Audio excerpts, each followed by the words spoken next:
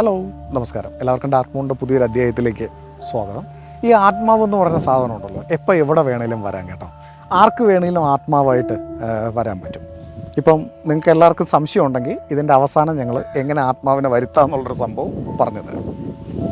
ഇന്ന് ഞാൻ പറയാൻ പോകുന്നത് കഴിഞ്ഞ കുറച്ച് കാലങ്ങൾക്ക് മുമ്പ് എന്നെ അല്പം മാനസികമായി വിഷമിപ്പിക്കുകയും എങ്കിൽ അതുപോലെ ഞങ്ങൾക്ക് സക്സസ്ഫുള്ളായി ചെയ്തു തീർക്കാൻ പറ്റിയ ഒരു പ്രോജക്റ്റിനെ പറ്റിയാണ് ഞങ്ങൾ പറയാൻ പോകുന്നത്.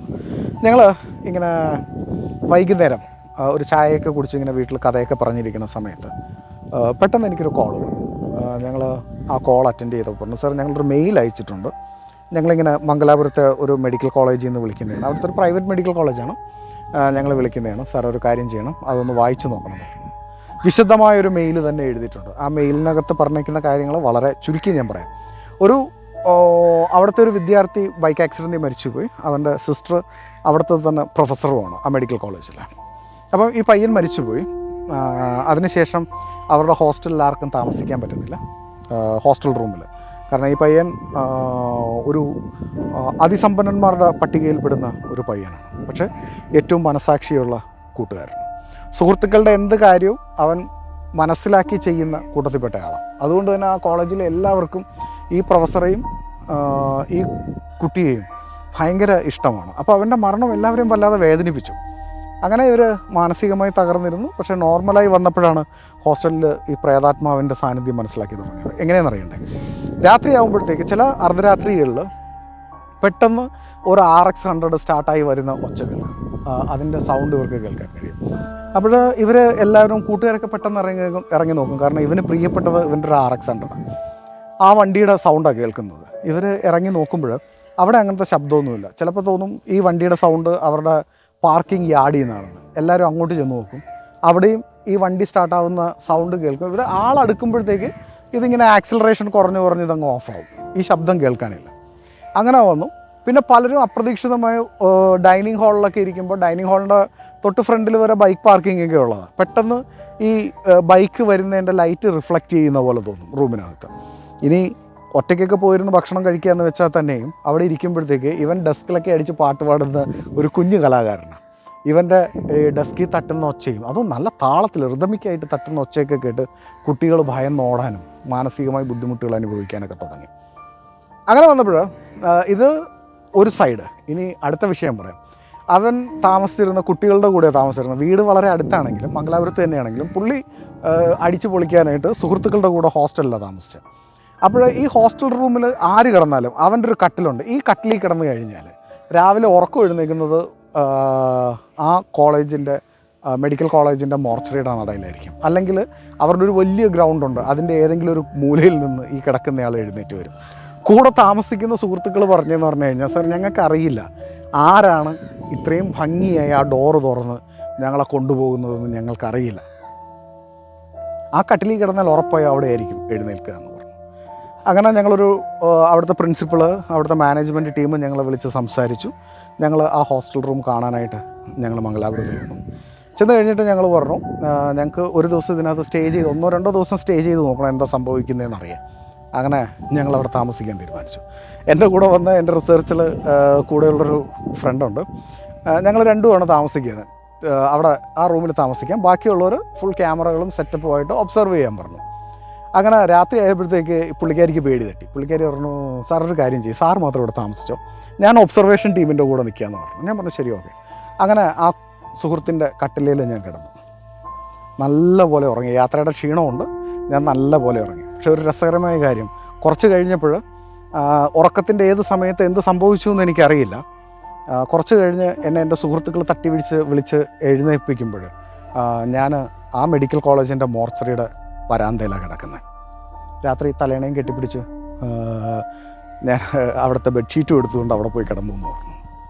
അപ്പോൾ ഞാൻ ചോദിച്ചു, ആരും എന്നെ വിളിച്ചില്ലേ? അപ്പോൾ പറഞ്ഞു എല്ലാവരും വിളിച്ചു, സാറിനെ പിടിച്ചു നിർത്താൻ നോക്കി, സാറ് നിന്നില്ല, സാറങ്ങ് പോവുകയായിരുന്നു എന്ന് പറഞ്ഞു. പോകുന്ന സമയത്തെല്ലാം എന്തോ കാര്യങ്ങൾ നിങ്ങൾ സംസാരിക്കുന്നുണ്ടായിരുന്നു എന്ന് പറഞ്ഞു.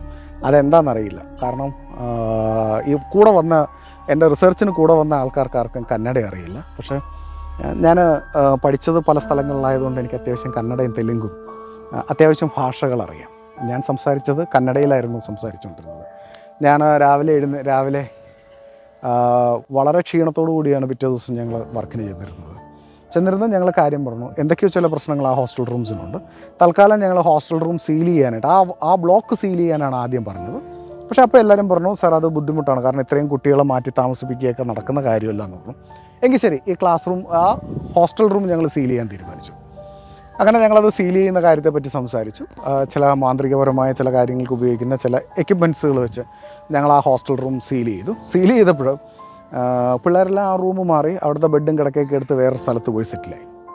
ആ റൂമിലും ഇതേ പ്രശ്നം. ആ കട്ടിലിൽ കിടക്കുന്നവരെല്ലാവരും എഴുന്നേറ്റ് ഓടാൻ തുടങ്ങി. അങ്ങനെ വന്നപ്പോൾ ഞങ്ങളിവിടെ തിരിച്ച് വന്നത് ഞങ്ങൾക്ക് പിന്നെയും കോൾ വന്നപ്പോൾ ഞങ്ങൾ ആകെ ടെൻഷനായി. പിന്നെ ഞങ്ങൾ ഈ സ്കൂളിനെ പറ്റി പഠിക്കാൻ തുടങ്ങി. ഈ മെഡിക്കൽ കോളേജ് ഇതെന്തുകൊണ്ട് സംഭവിക്കുന്നു എന്ന് മനസ്സിലാക്കാൻ തുടങ്ങി. അങ്ങനെ വന്നപ്പോഴാണ് ഞങ്ങൾക്ക് മനസ്സിലായത്, അവിടുത്തെ ഈ മെഡിക്കൽ കോളേജ് ബ്ലോക്ക്, ഈ ഹോസ്റ്റൽ ബ്ലോക്ക് പുതിയതായി പണിതതാണ്. അപ്പോൾ ഓരോരോ സ്റ്റുഡൻസിന് എന്ത് വേണമെങ്കിലും സ്പോൺസർ ചെയ്യാം. അവരുടെ പേരിലായിരിക്കും ആ സാധനം അവിടെ നിലനിൽക്കുക. ഇവൻ്റെ ആ കട്ടിലും അവിടുത്തെ ബെഡുകളും സാധനങ്ങളൊക്കെ ആ കുട്ടിയാണ് സ്പോൺസർ ചെയ്തത്. അതുകൊണ്ടാണ് ആ കട്ടിലിൽ കിടക്കുന്നവർക്കെല്ലാം ഇത്തരം മാനസിക പ്രശ്നം ഉണ്ടാകുന്നത്. ഇത് ശരിയല്ല എന്നൊക്കെ പറഞ്ഞിട്ട് അവിടുത്തെ സൈക്കാട്രിയുടെ ഒരു മെയിൻ പ്രൊഫസർ ഉണ്ടായിരുന്നു. അദ്ദേഹത്തിന് ഭയങ്കര എതിർപ്പായിരുന്നു. ഇത് കുട്ടികൾക്കുണ്ടാകുന്ന പാരസ്ലീപ്പ് ഇൻസോമാനിയ എന്ന് പറഞ്ഞ അവസ്ഥയാണ്, അല്ലാതെ മാനസിക പ്രേതത്തിൻ്റെ പ്രശ്നമൊന്നുമല്ല. ഞാൻ അതിലൊന്നും വിശ്വസിക്കുന്നില്ല. ഞാനൊരു ഡോക്ടറാണ്, ഞാൻ പ്രേതാത്മാക്കളെ ഇതുവരെ കണ്ടിട്ടില്ല, ഒരു മോർച്ചറിയിലും കണ്ടിട്ടില്ല എന്നാണ് അദ്ദേഹം പറയുന്നത്. ശരിയാണ്. ആരും ഇപ്പോൾ രാവിലെ എഴുന്നേറ്റ് വെച്ചിട്ട് നമ്മൾ മറ്റേ ടൗണിൽ നിൽക്കുമ്പോൾ ആ ചേട്ടാ ഒരു ചായ വാങ്ങിച്ചു തരുമോ എന്ന് ചോദിച്ചുകൊണ്ടൊരു പ്രേതാത്മാവും നമ്മുടെ അടുത്ത് വരില്ല. നിങ്ങൾ ശ്രദ്ധിച്ചിരിക്കണം, ഈ കഥയുടെ അവസാനം എങ്ങനെ പ്രേതാത്മാക്കളെ വരുത്താമെന്നുള്ളത് ഞങ്ങൾ പറഞ്ഞു തരും. ഓക്കെ, എന്നിട്ട് നിങ്ങൾ കണ്ടു കഴിഞ്ഞാൽ ഞങ്ങൾ കൃത്യമായി മെസ്സേജ് ഇടണം. അങ്ങനെ ഈ സാറും കൂടി എന്ത് ചെയ്തെന്നാൽ ആ ഹോസ്റ്റൽ റൂമിൽ പോയി കിടന്നു. രാത്രി കിടന്ന് പുള്ളി സുഖമായി ഉറങ്ങി കേട്ടോ. പുള്ളിയാണ് എല്ലാവരുടെ തീരുമാനങ്ങളും തെറ്റിച്ചത്. എല്ലാവരും അതിശയത്തോടു കൂടി രാവിലെ എഴുന്നേറ്റ് പ്രൊഫസറെ നോക്കി നിന്നു. കാരണം എന്ന് പറഞ്ഞു കഴിഞ്ഞാൽ ഈ പ്രൊഫസറും തലേണയും കെട്ടിപ്പിടിച്ച് എഴുന്നേറ്റ് വന്നത് ആ മോർച്ചറിയുടെ മുമ്പിൽ നിന്ന് തന്നെയായിരുന്നു. ഇപ്പം മനസ്സിലായില്ലേ, ചില സമയങ്ങളിൽ ചില ചിന്തകൾ, ചില പ്രേതാത്മാക്കൾ എങ്ങനെ നമ്മളെ വേട്ടയാടുക. ഇനി ചില സ്ഥലങ്ങളിൽ ഇങ്ങനെ ഒരു പ്രശ്നമുള്ളതായിട്ട് നിങ്ങൾ കേട്ടിട്ടുണ്ടോ? രാത്രി വാഹനത്തിലൊക്കെ പോകാൻ നേരം പെട്ടെന്ന് റോഡിൻ്റെ ഒരു സൈഡിൽ നിന്ന് ആൾ കൈ കാണിക്കുന്നതായിട്ടൊക്കെ. ചിലത് തട്ടിപ്പായിരിക്കും. ചില സ്ഥലങ്ങളിൽ നമ്മുടെ വണ്ടിയുടെ പിറകെ ഒരു വണ്ടി സഞ്ചരിക്കുന്നതായിട്ട് നമുക്ക് വണ്ടിയുടെ സൈഡ് മിററിൽ അനുഭവപ്പെടും. നമ്മൾ തിരിഞ്ഞു നോക്കിയാൽ ആ വണ്ടി കാണാൻ കഴിയില്ല. ഇങ്ങനൊരു സംഭവം നമ്മുടെ കോഴിക്കോട് മൈസൂർ ഹൈവേയിലുണ്ട്, പ്രശ്നമുണ്ട്.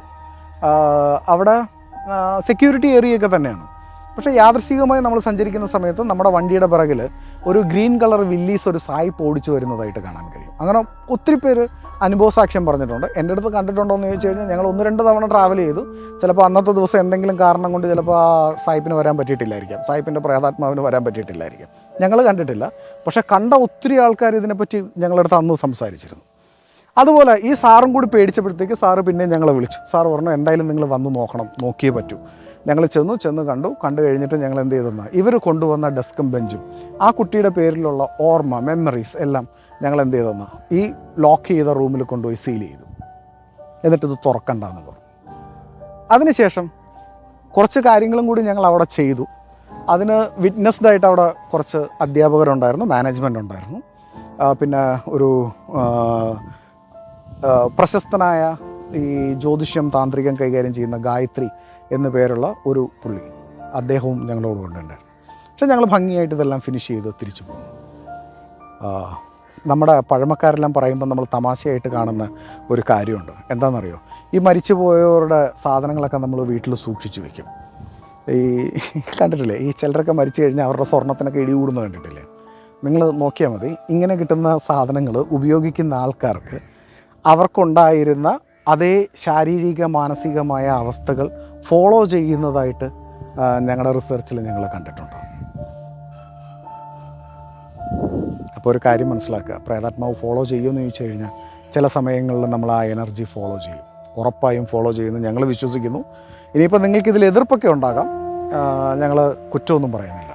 കാരണം എന്ന് പറഞ്ഞു കഴിഞ്ഞാൽ ഇത് അനുഭവിച്ചറിയാത്ത ആൾക്കാരുടെ അടുത്ത് ഞങ്ങൾ ഇതിനെപ്പറ്റി എന്ത് പറഞ്ഞാലും നിങ്ങൾക്കിതെല്ലാം ഒരു തമാശയായിരിക്കും. എങ്കിലും ഞാനൊരു കാര്യം പറയാം, നിങ്ങൾക്കിപ്പോൾ ഇത് കാണണമെന്ന്, നിങ്ങൾ രാത്രിയാണ് ഉറങ്ങാൻ പോവുകയാണ്, നിങ്ങൾക്ക് ഭയങ്കര ആഗ്രഹമുണ്ട് ഒരു പ്രേതാത്മാവിനെ കാണണമെന്ന് ആഗ്രഹം ഉണ്ടെങ്കിൽ നിങ്ങൾ എന്ത് ചെയ്യാമെന്ന് വെച്ച് കഴിഞ്ഞാൽ ഇന്ന് കിടക്കാൻ നേരം ഏത് മരിച്ചുപോയ വ്യക്തിയാണോ നിങ്ങൾക്ക് കാണാൻ ആഗ്രഹിക്കുന്നത് ആ വ്യക്തിയെപ്പറ്റി, അയാളുടെ മാനർസങ്ങൾ, അയാൾ ഉപയോഗിച്ച പെർഫ്യൂമിൻ്റെ മണം, അയാൾ ഉപയോഗിച്ച നമ്മളോട് സംസാരിക്കുന്ന രീതി, നമ്മുടെ വീട്ടിൽ പെരുമാറുന്ന രീതി, ഇത് വല്ലാതെ ചിന്തിക്കുക. ഒരു 3-4 ദിവസത്തിനുള്ളിൽ ഉറപ്പായും. ആഹാ, ഏതോ മരിച്ചവരുടെ ആത്മാവാണെന്ന് തോന്നുന്നു, പുറകെ നടന്ന് കരയുന്നുണ്ട്. അപ്പം 3-4 ദിവസത്തിനുള്ളിൽ തീർച്ചയായും നിങ്ങളെയും തേടി അവരുടെ ആത്മാവ് വന്നിരിക്കും.